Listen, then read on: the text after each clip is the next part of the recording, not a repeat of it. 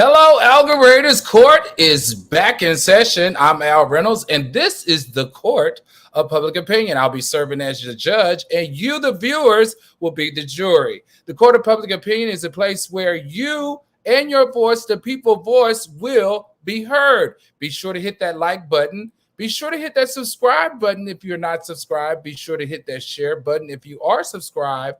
Don't forget to turn on your notifications because it's going to be a juicy week this week. We got all things Trump and Kamala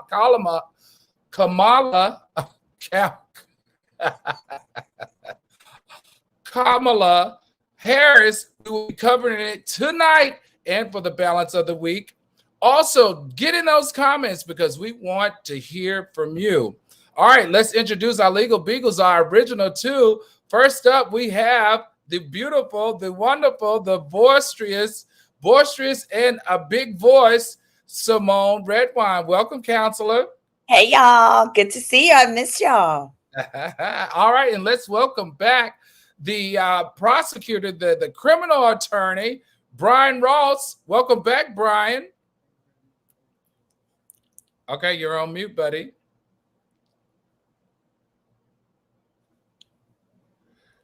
You're not working. Your mic isn't working. Welcome back, Brion. Everybody, Brion has been dealing with, first of all, he's been traveling Europe for half the summer, and then he came back and had COVID. So hopefully we can get him back on track in a second. Symone, yes. What happened over the weekend? Everybody's in trouble with the law. Which part? You talking about me getting dumped? No. Oh, I did get dumped. Wait a minute, you got this weekend? Oh, yeah.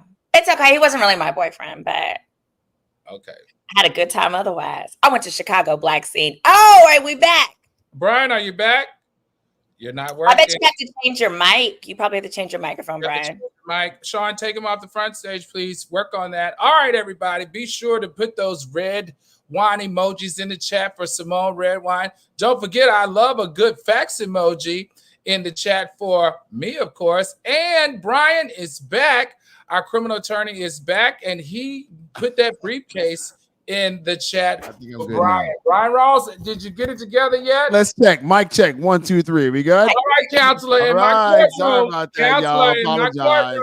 Counselor, in my courtroom, we listen with these and not those. Yes, sir. Get that audio together, sir. All right, everybody, we have a great show for you tonight. Court is now in session. First up, Chris Brown. Welcome to the Court of Public Opinion. Chris Brown is being sued for $50 million, or is his security being sued? All we know that Chris Brown and his security are being sued for $50 million. Attorney Symone Redwine, what is going on with Chris Brown? And it was in the state of Texas, which is your state, so I need to know all the laws he broke and how we plan to prosecute him. Correct. So the lawsuit was filed here in Harris County, which is Houston, Texas. It's been filed by the Busby Law Firm. The Busby Law Firm is known for going after celebrities. They went after the Texans quarterback, Deshaun Watson, at one point for completely frivolous claims, if you ask me. But here, what the claim is that after a party, after a concert or party, that basically Chris Brown and his buddies jumped a bunch of guys and beat them up. Now, I'm particularly curious. What I couldn't tell is if I had not read the entire complaint yet, but if this was security that did this or Chris himself. But from the comments in the article so far, it appears it was actually Chris. And this is one of Chris's many incidents of him beating somebody up at a club, right? It's just that in the past, Chris has been able to cover these up. It's like fisticuffs with Drake or Trey Songz or those kind of people where they don't want to go to court. Now, it seems like these guys are going to try and go for all they can, including one of the 4 alleged victims is still in the hospital. Now, listen, the criminal attorney, Brion Ross, I need your help with this. I am so confused at how Chris Brown and his legal team are constantly able to avoid any type of prosecution of any sorts. It's quite clear that he has a demonstrated history of violence. Not verbal violence only, but physical violence where he's constantly putting his hands on people. He put it on our favorite Rihanna. He put it on one of our other favorite, Karrueche. She has a restraining order against him. He has multiple allegations about inappropriate sexual behavior and aggressive behavior. He had a meltdown at one of the largest television morning shows that we saw, where he busted windows down and ruined a green room.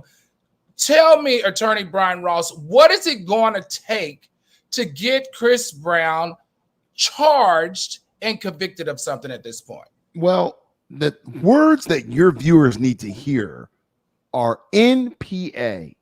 NPA stands for non-prosecutorial affidavit. We go back to Rihanna, right? His ex-girlfriend, when he was singing for Wrigley's Gum. Remember that? He was the man, wasn't he? And she was beaten up by him allegedly in a Lamborghini, and she signed an NPA, which says, I don't remember what happened. I don't recall what happened. I don't want to prosecute. The NPA, it's an affidavit signed by the alleged victim, turned over to the prosecutor, and then the case is gone. The theory of law is called corpus delicti. You don't have a body to testify against the assailant, a la Chris Brown, if we're dismissing this case. This is what he keeps getting the benefit of. His legal team keeps getting NPAs. Why? Because his insurance or whoever does it, and Attorney Redwine could apply that he buys his way out of it somehow, and then you sign an NPA. What do you really want? I think you hit on something right there. The Rihanna case was distinct. The NPA was signed in that case because actually Rihanna admitted she started the fight. She punched him in the face consistently as he was driving down the highway and was beating him in the head with metal objects. He pulled over and she continued to beat him. So that started as mutual combat, where arguably, because she was a woman, he should have stopped hitting. He should have stopped defending himself. So that was distinctly different. Now, the Karrueche and the other things, can't speak to those. But when the victim says, I started it, I punched him in the face, and when she herself has had other situations of punching a man in the face, then that is a distinct situation. However, do you really believe it? Hold on 1 second, please. Hold on. This is what I want to know. Okay, so let's separate ourselves from the Rihanna case and let's go to the multiple other allegations that he's had against him. I think we're on to something. I think that in most of the cases that he's been accused of have been female victims. And I think because they've been female victims that have been put in compromising positions, whether it was dating, partying with him, or doing other stuff that could be viewed as inappropriate, I think that Attorney Brion Ross is onto something. I think possibly he was able to get out of those because he was able to pay it to make it go away or settle it outside of court. All right, because there's a laundry list. You can Google it. There's a laundry list of stuff that he's been accused of as it relates to physical abuse. All right. Now let's move forward to these guys that are now in the courthouse with him. These are men, and one he had a beef with prior, and it was his security guard that let Chris know after the guy came forward and tried to up him for a great concert.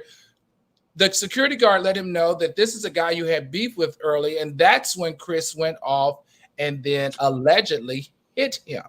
So I'm going to go back to my original question, Attorney Brion Ross. If you were representing those guys, what would you have to do in order to make this charge stick? As a criminal case or a civil case? Money or jail? It's criminal. It's clearly criminal. It just happened. The criminal case is purely based upon intent, right? Now, the bigger question is, why is this person who he has a past history with in a place where he can come across him again? But beyond that, right? And the security points him out and he goes ballistic. I was standing here minding my own business. I had nothing to do with it. I was just watching the show like everybody else, if you want to believe that. And he assaulted me through the first punch. And because of that, he should be charged with a crime of battery. That's where I would go with it.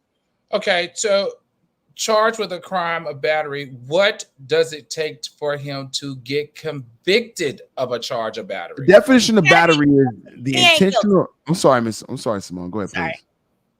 No, go ahead.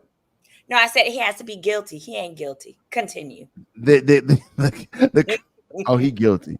The crime, he's guilty. The crime of battery, for all of you listeners, is the intentional offensive touching to another person against their will. Listen, I've seen battery charges come from people having intercourse, and one person had a venereal disease and the other person didn't know it. So battery can come in many forms. In this instance, to me, he threw the first punch. He threw the first punch. You could have walked off stage and your whole crew jumped in, including a 300-pound man. Guess what? You could be charged with battery, and you probably should be charged with battery. You know what you said? You touched on something, or what I'm seeing right now is something that's very interesting. A woman, a female attorney with a law degree from an Ivy League school, defends Chris Brown. Bailiff, can I see that video of Chris Brown, please? I think that Chris Brown, the reason why he gets off on a lot of his cases. Can I see the video of Chris Brown, please? The United States Senator. You gotta laugh. Let me tell you, Judge, there's a commenter here, and I'm gonna find her. I love her comment. I feel like that the reason why Chris Brown gets off on a lot of his cases are because there are people like Attorney Redwine who thinks that he is an attractive dude, that he can dance, that he's got this appeal, and that they forget all of his bad doings. What say you, Brian Ross? Rosanna Bibbins, your watcher, says Chris is a talented, good-looking thug. Sad because he's talented. She hit the nail on the head. He probably does get away with a lot of stuff because he can dance. He's talented. But I think that his transgressions are going to catch up to him on this one. I think it's too much. You cannot just beat people up, and it's twice in a short period of time. You got to get rid of that entourage, man. You got to dump it dump it. Now back to the guilty Attorney Redwine. Can you put Redwine on the main stage, please? Back to Attorney Redwine. Attorney Redwine, with all of your indiscretion that you would like to exercise with him, tell why is it that you feel like he's not guilty, and he's got a laundry list of offenses? Okay, now I'll say this. I'll reserve some of my comments from reading the entire complaint, because what I don't like to do is put stuff out there when I don't know all my information. But what it does sound to me is, if he has beef with some of these gentlemen, right, that are already there, why are you going to a venue he's hosting, a venue that he's at? You're antagonizing him. And so I think sometimes when you have these softer looking rappers and stuff and singers, that there are other guys who I want to make a name for myself, and I'm going to beat Chris Brown. I think they may have come to a fight, and then he just lost. These other guys lost. No. The story's quite clear. They went to congratulate him. They shook hands. It was amicable in the beginning until Chris was reminded that this was a guy that he had beef with. So even though, if you could say antagonizing, it could be antagonizing him by saying great show. I don't know about that of Symone Redwine, but this is what I want to ask next. Where you see how in the Puffy case, the federal government or the prosecutor's office or the attorney general's office took on the case without there being anyone actually there to press a charge. They decided they want to press a charge. Correct. Why has no attorney general done this in any of the cases with Chris Brown? So I'll say with the Houston case, it's just too soon. They're probably investigating as we speak, particularly since one of the gentlemen is still in the hospital. In addition, the attorney for these gentlemen, Tony Busby, is extremely powerful throughout the state of Texas, including, I am sure that Busby is collecting evidence. He's probably, in addition to assisting the cops, making sure they have everything they need, he's probably hired private investigators that are drumming up additional information. Because Tony Busby, if he's able to get charges pressed against Chris Brown, that makes getting this $50 million that he already filed his lawsuit for so much easier. Got it. All right. Thank you, counselors, for this review of Chris Brown and this new, amongst many, battery charges. All right. Next up, Drew Sidora. How are you? Ralph Pittman. Welcome to the Court of Public Opinion. This couple, I have to be honest, everybody, I might be partial, because I actually like this couple. I'm pretty obsessed with this and upset that they have landed in the Court of Public Opinion because of their divorce. Now, the interesting thing about this divorce is Drew Sidora says she can't get the man out of the house. Counselors, I've never heard anything so ridiculous in my entire life. Is it legal, Symone Redwine, for you to divorce somebody and not get them out your house? Yes, and thank you for that plug. If you didn't know already, I have a YouTube channel called Girl, Is That Legal? And it absolutely is legal because the home that you're residing in at the time of your divorce, even if it was the other party's separate property, meaning they owned the home prior to getting married, neither party can be displaced. Unless there is a prenup that says what's supposed to happen. So in contrast, Portia and Simon's divorce, their prenup says that if she filed for divorce or if he filed, that Simon would have to get up out the house, right? So that's how Simon got out. But these two, you cannot put your spouse out of the home. The only way they can be put out is actually if there's domestic violence. So that is why sometimes when there's a divorce situation, you'll see they keep calling the cops on each other, just like Kim Zolciak keeps doing with her husband, and vice versa, is because a restraining order is the only way to get your spouse out of there before the termination of the divorce. That's so smart to recognize, Attorney Redwine, because I read specifically that she did not say anything about physical abuse, but she did mention mental abuse. Now, this is what I want to say. Bailiff, if you could put up the picture of Ralph Pittman. Bailiff, can I get the picture of Ralph Pittman?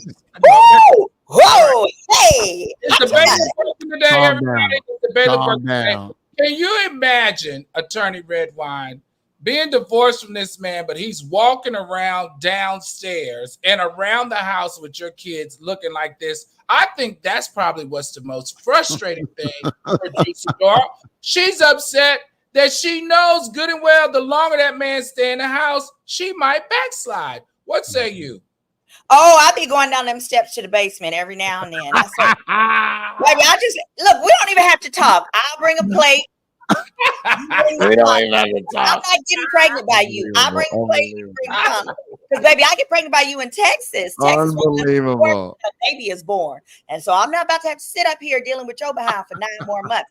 I got the plate. You got the condom. Let's go. Attorney Brion Ross, if you were representing Drew Sidora, what advice would you be giving her right now? Because she says that she's very frustrated. She feels like that she has never seen anything so ridiculous in her life. She said it's making the situation worse.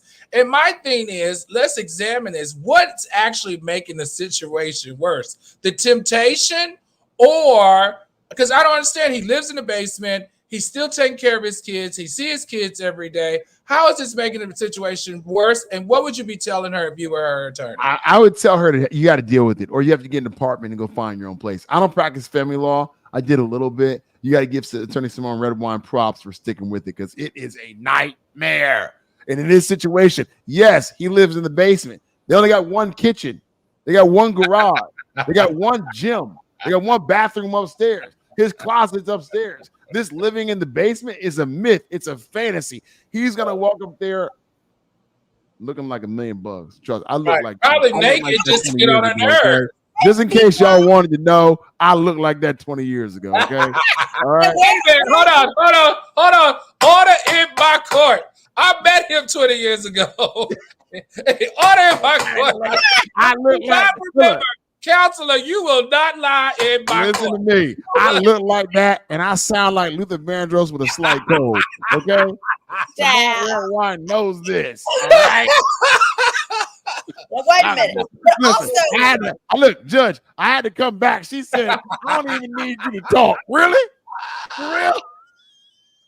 No words. I don't need any of the words. And I think a part of the drama, too, what makes it hard, right, is neither one of them can move on as far as dating. Now, she was rumored to have dated a little lady man. It was a real handsome woman. I don't remember. What's that handsome lady's name?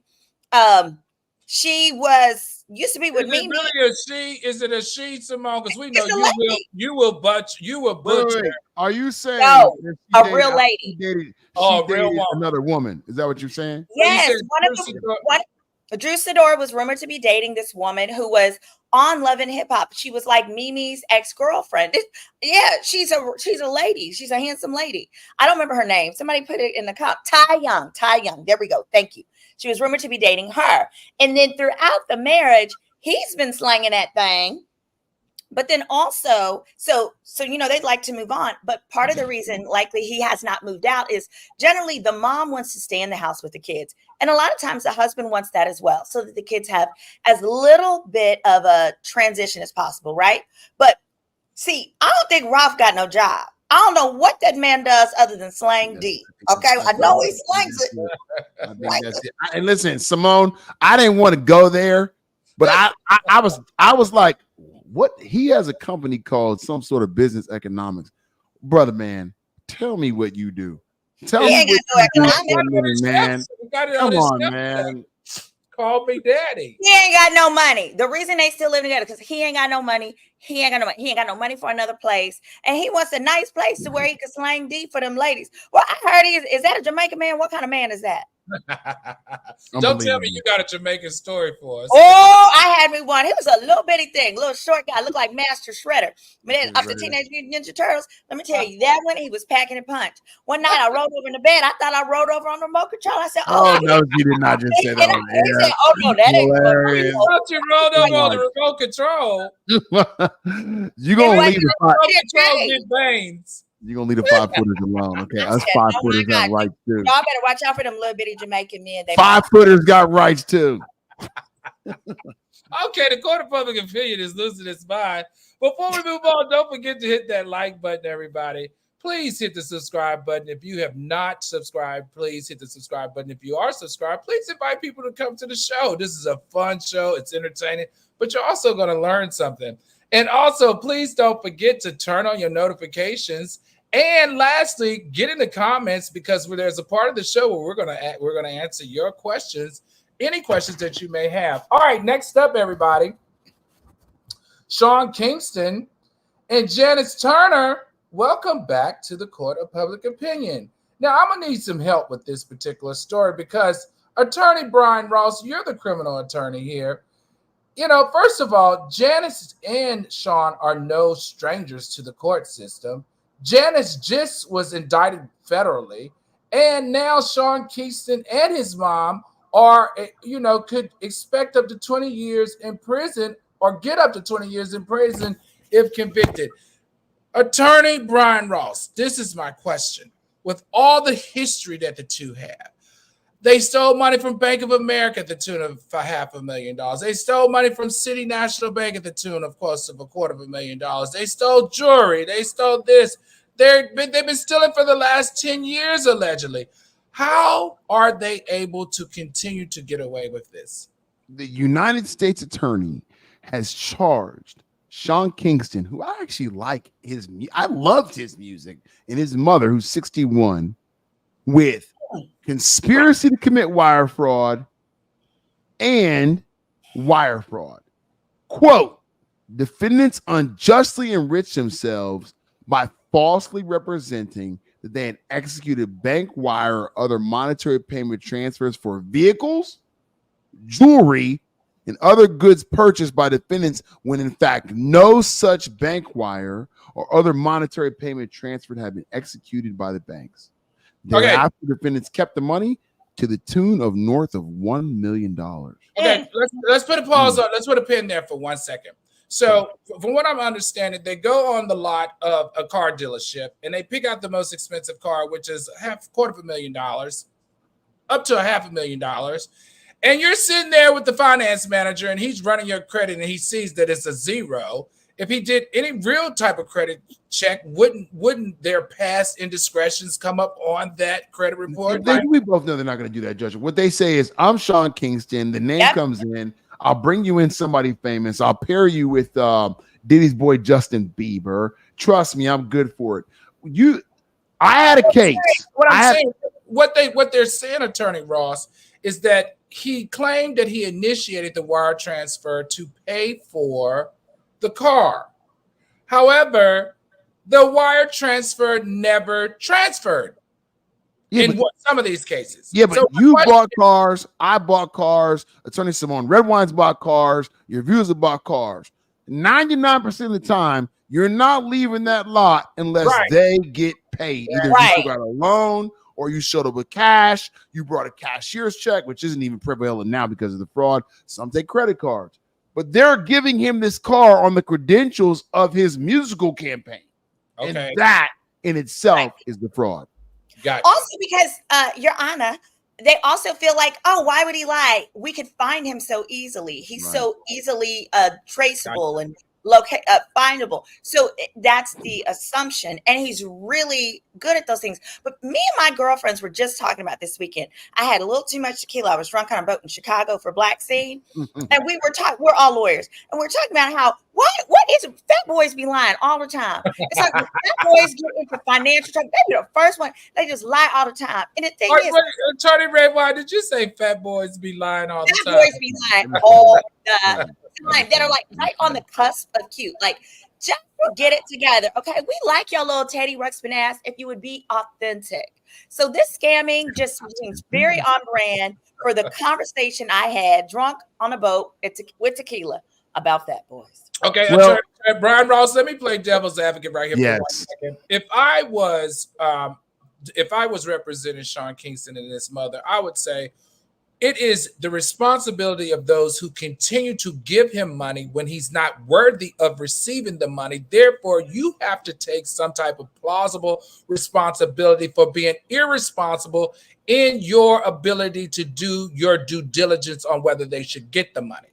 I would push back and say there's nowhere in America where these two, with their past indiscretion, should ever be allowed any type of financing, any type of car, any type of jewelry, any type of anything, if you did your due diligence. Where is the plausible deniability in this, and who holds that responsibility, Attorney Ross? Okay, the federal government has to prove two things, and it's not easy to prove. That they have wide discretion, right? A lot of choices. The first thing they have to prove is that you intended to defraud someone.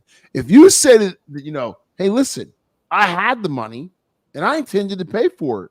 When I got home, Sears came to repossess my washer and dryer, and I had to pay for that.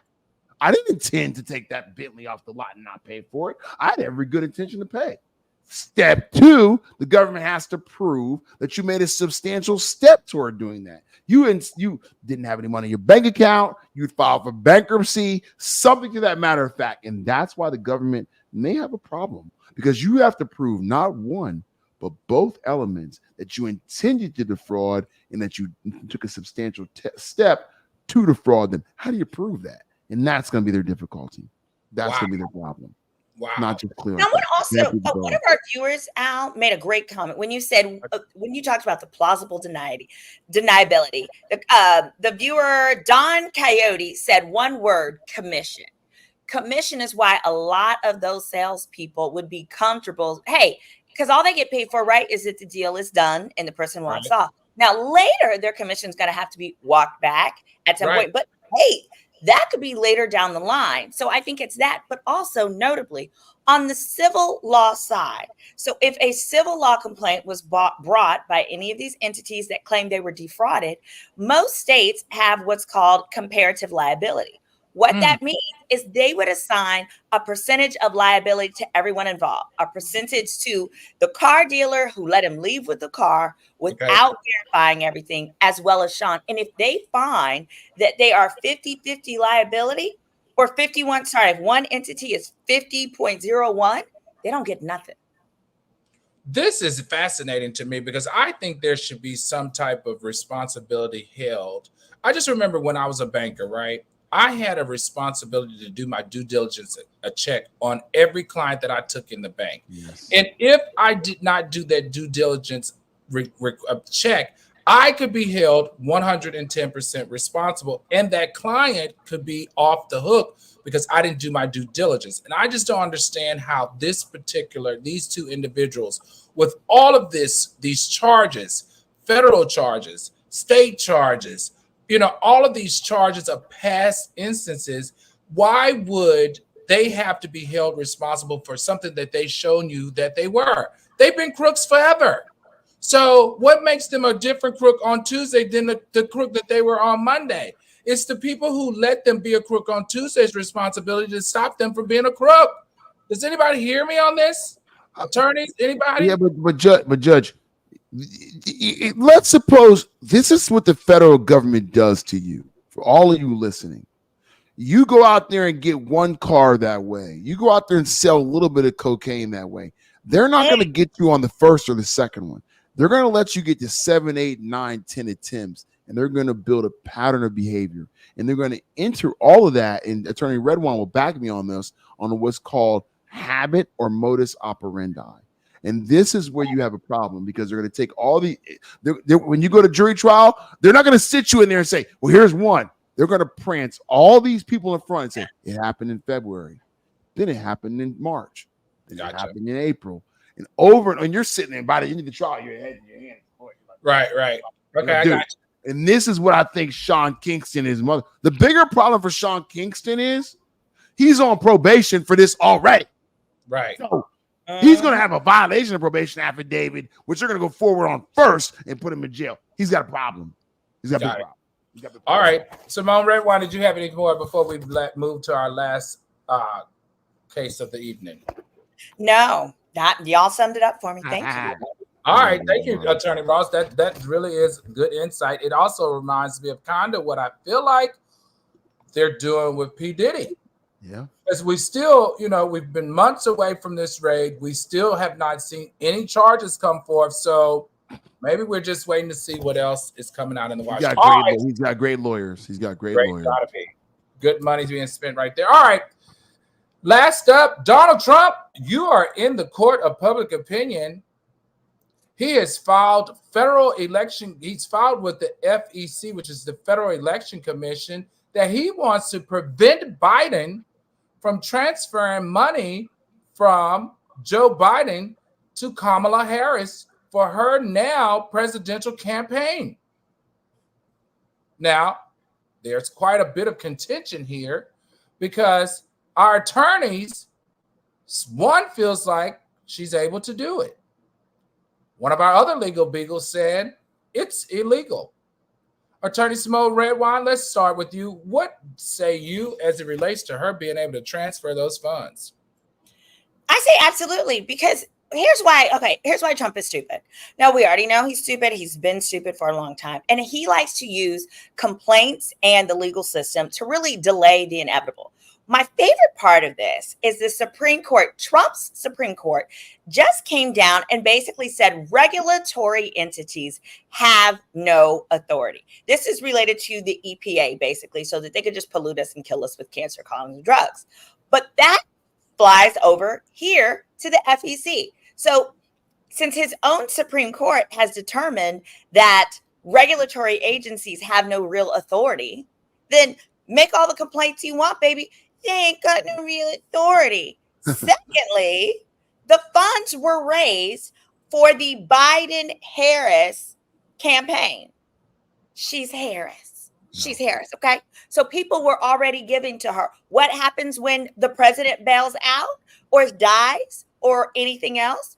No. The vice president becomes president. So it would be one thing if Biden was trying to transfer the money to Gavin Newsom or Gretchen Whitmore or someone else. But because he's simply getting out of the race and it is still a Harris ticket, it's permissible. And he has All right, this sounds good to me. But Attorney Brion Ross, criminal attorney, you're saying this is not the case and that Attorney Redwine is just blowing smoke up our you-know-what. What say you, Attorney Ross? Before your listeners bash me, I am not anti-Kamala Harris, okay? Y'all have your comment on my eyes, hating on a brother. Let me be clear. I am not anti-Kamala Harris, okay? Here's your law school 101 because y'all ain't go.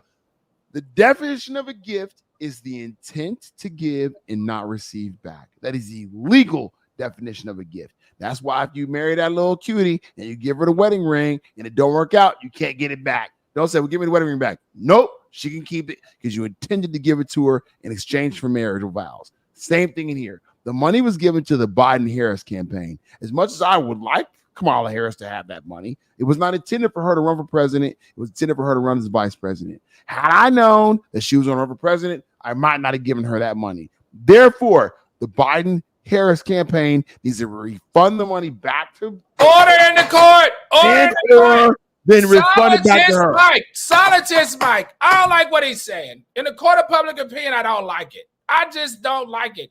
We're in this court of public opinion. We want Kamala Harris to get all the money, and we need solutions for her to get the money. Now, Attorney Ross, I'm gonna give you one more chance. I'm gonna hold you in contempt and put you out of my court.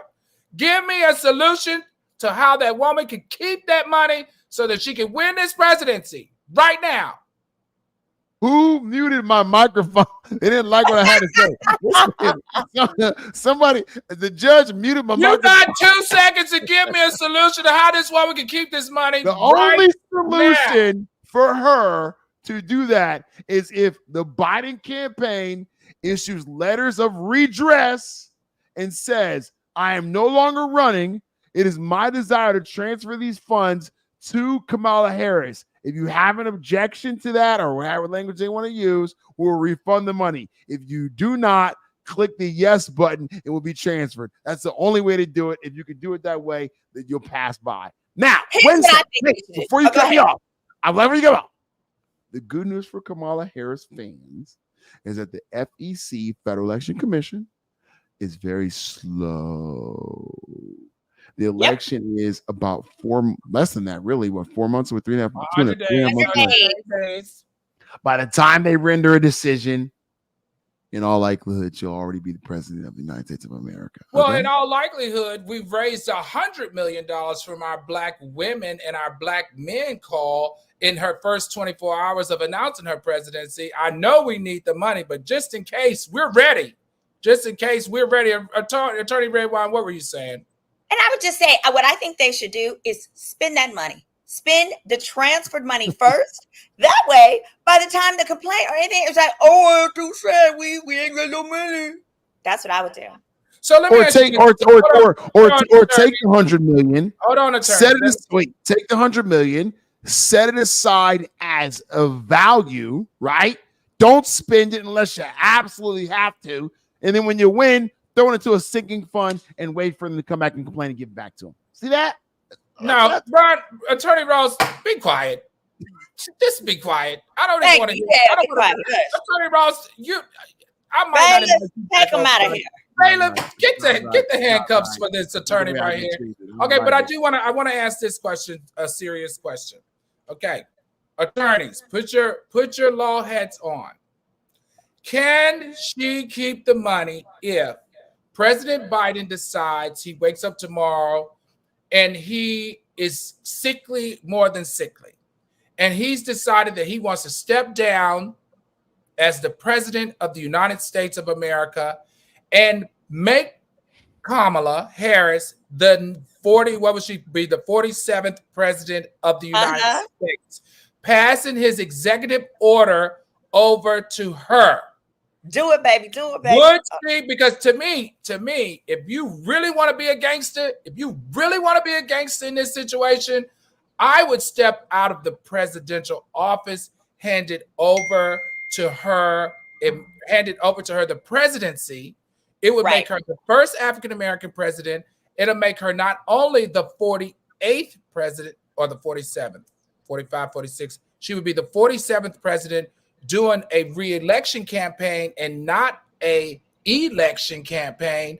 And it would just crush all of Donald Trump's campaign now, which is we're not ready for a socialist woman. You know, next is going to be socialist Black woman. We would then kill his entire campaign. So let me get back because I could preach on that forever. Would she be able to keep the money at that point? It sounds like it to me. Attorney Ross, what do you think? It's unbelievable. The two of you should go get a canoe and roll it up the same canal. The money was given for a purpose. Let's ask the question. Go through the analysis. Why was the money given? I'll take any answer. Who gave the money to who? The money was given to Biden Harris, correct? We all agree to that. If Biden Harris no longer exists, then you defeat the purpose of the intent of the money. If the money was given to the Democratic National Committee, that's a different conversation. It wasn't.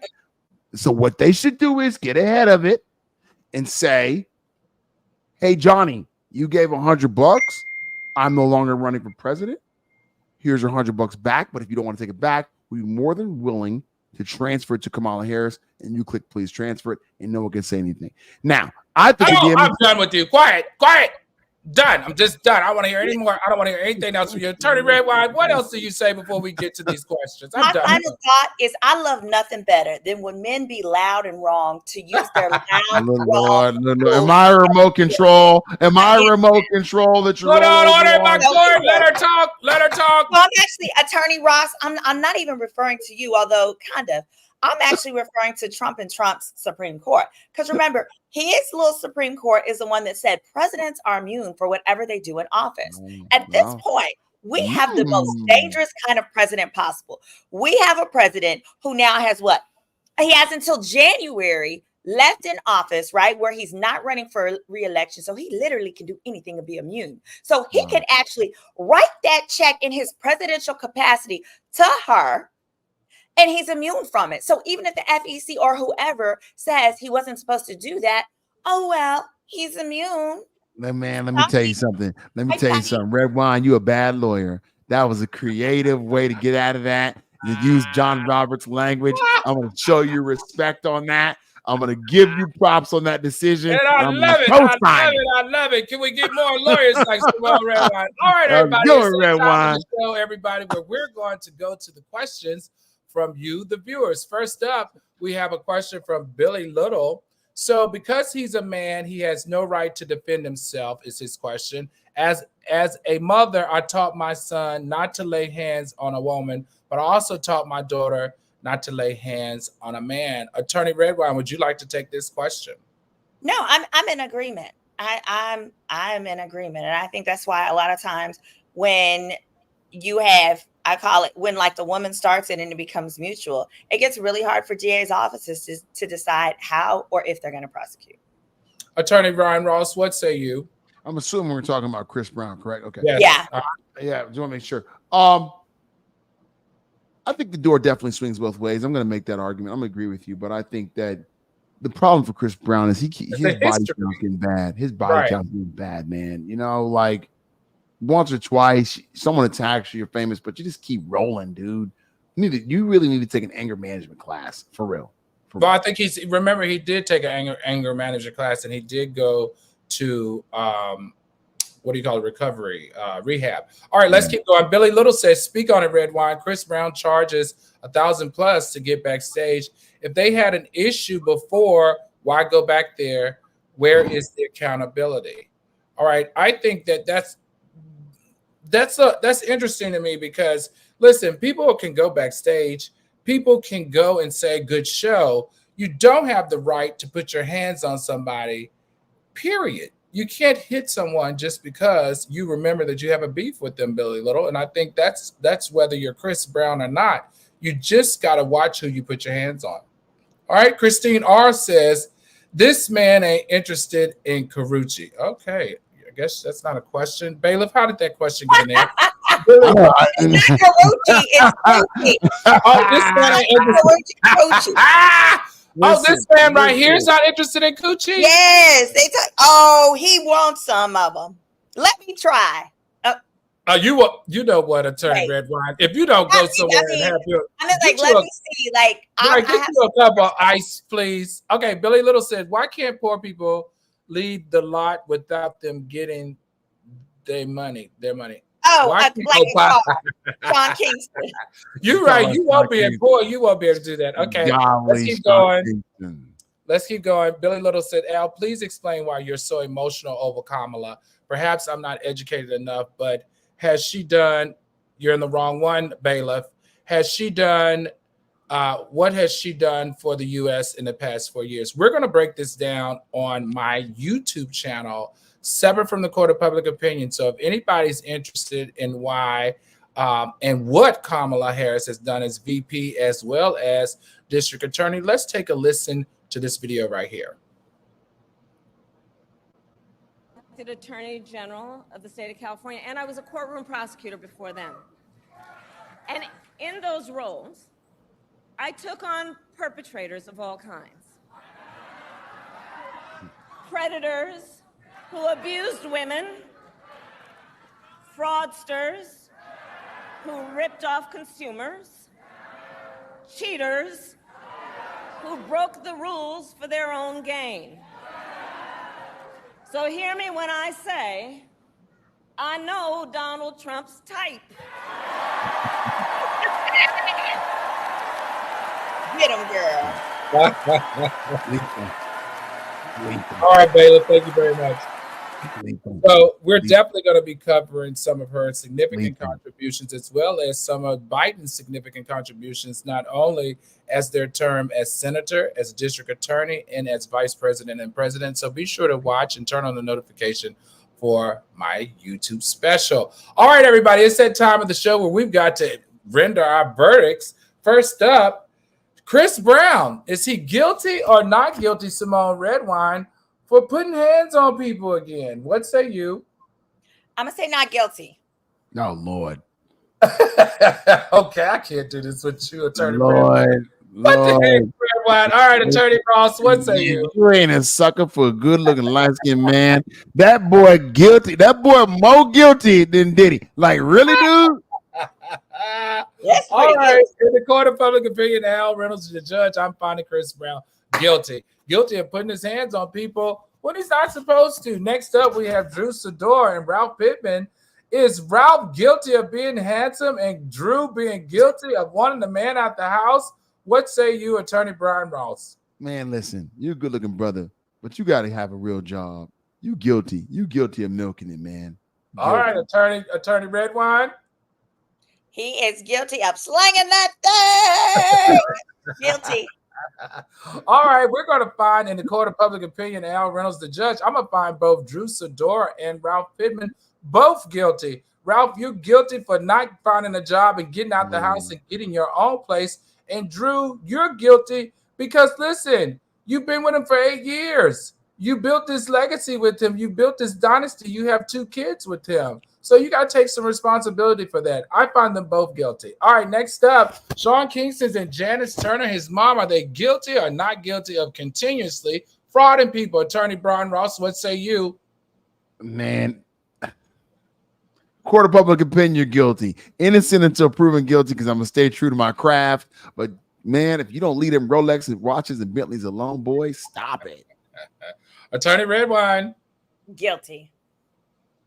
All right, well, I'm going to say in the court of public opinion, I'm going to take some of the stress off of them. They're guilty of being criminals, but they're not guilty for hustling. This is what they do. If you're going to continue to allow them to hustle, then why not hustle? If you're a hustler, if you continue to let them allow them to hustle, then why should they ever stop hustling? So we're going to find them guilty and not guilty for being good hustlers. All right, everyone, that concludes our show tonight. We hope that you enjoyed it. Be sure to hit that like button. Be sure to hit that subscribe button. If you are subscribed, be sure to hit that share button. Also, don't forget to turn on the notification because we have a great lineup coming up in the next few days as it relates to Kamala Harris and Joe Biden and as it relates to also Sonia Massey. We're going to get to the bottom of that horrible police officer who has past indiscretions that should have never allowed him to have a badge. All right, everyone, have a good night, and court is now adjourned.